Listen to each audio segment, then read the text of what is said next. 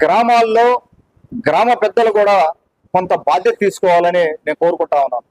ఎందుకంటే రీసెంట్ గా జరిగిన ఇన్సిడెంట్స్, చిన్న చితక ఇన్సిడెంట్స్, ఆవేశాలకు పోయి మనుషుల ప్రాణాలు పోవడం, చిన్న చిన్న తగాదాలు ఈ మధ్య చూశారు మీరు. కొండాపురంలో జరిగిన 2 ఇన్సిడెంట్లు అవ్వచ్చు, అంతకుముందు జలదంకి అవ్వచ్చు, ఇప్పుడు నిన్న వింజమూరులో జరిగింది అవ్వచ్చు.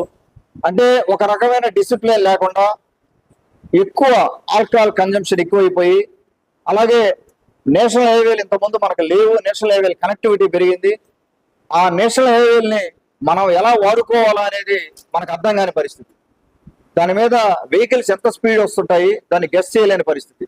కొన్ని దాదాపుగా ఎన్నో కుటుంబాలు ఈ నేషనల్ హైవే మీద యాక్సిడెంట్లకు గురయ్యి ఎన్నో కుటుంబాలు చాలా ఇబ్బంది పడే పరిస్థితి ఉంది. అవి కూడా ఒకసారి మనం గమనించాలి.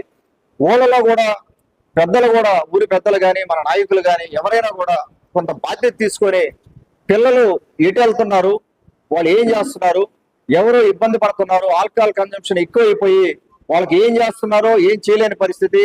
అలాగే గాంజా కానీ ఇటువంటి ఏదన్నా కూడా మన ఊళ్ళలో ఏదన్నా అందుబాటులో ఉన్నా కూడా దాని గురించి సమాచారం పోలీసులకు ఇవ్వడం కానీ, కేవలం పోలీస్ డిపార్ట్మెంట్ అన్ని చేయలేదు.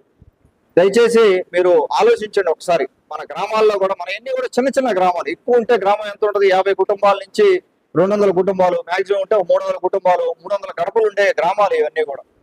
దయచేసి ఉదయగిరి నియోజకవర్గంలో ఉన్న మన నాయకులందరూ కూడా గమనించండి. ఊరు పెద్దలందరూ కూడా బాధ్యత తీసుకొని ఎవరు తప్పుదారి పడుతున్నారు, ఎవరు ఈ ఆన్లైన్ గేమింగ్ కి అలవాటు పడిపోతున్నారు, యూత్ ఎందుకు చెడిపోతున్నారు, ఎక్కువ ఆల్కహాల్ కన్జంప్షన్ ఎందుకు చేస్తున్నారు, వాళ్ళకి డబ్బు ఎక్కడి నుంచి ఇస్తున్నారు, పేరెంట్స్ ఎందుకు డబ్బులు ఇస్తున్నారు, వాళ్ళు ఎక్కువ తప్పుడు దావలో ఎందుకు వెళ్తున్నారు వాళ్ళు.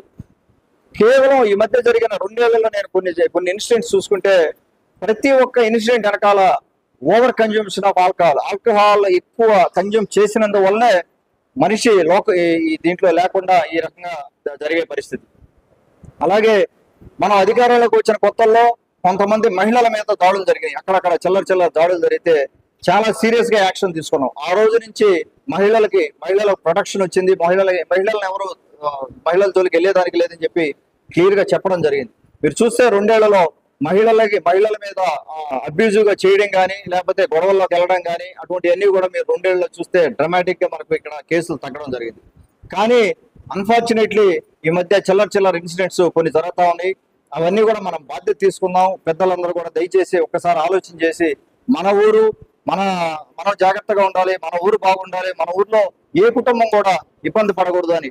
ఎందుకంటే చిన్న ఎగ్జాంపుల్స్, ఇప్పుడు ఎక్కడో ఒకటి ఏదైనా ఇబ్బంది అయితే ఎవరో 2-3 మనుషులు కొట్టుకొని చిన్న గొడవలకి దాదాపుగా కేసుల్లో 9 మంది, 10 మంది, 15 మందిని కేసుల్లో ఇరికిచ్చేసి కేసులు పెట్టించుకునే పరిస్థితిలోకి వెళ్ళిపోయి దాదాపుగా 15 కుటుంబాలు అవస్థపడే పరిస్థితి.